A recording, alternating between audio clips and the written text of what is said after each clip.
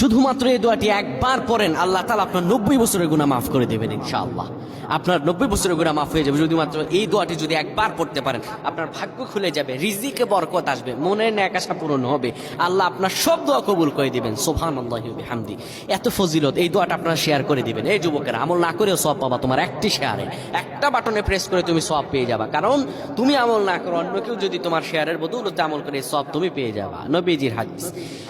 আমার ভাইয়েরা, আল্লাহর কাছে দোয়া করা, আল্লাহর কাছে দোয়া চাওয়া, এটি হলো মুমিনদের কাজ। আমার আল্লাহ বান্দাকে বলেন, বান্দারে উদউনি আস্তাজিব লাকুম, আমার কাছে চাও, আমার কাছে চাইলে আমি আল্লাহ তোমাকে দিয়ে দিব।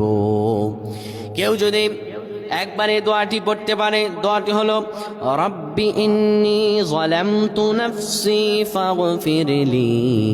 কেউ যদি এই দোয়াটা একবার পড়তে পারে, আমার আল্লাহ তাআলা তার 90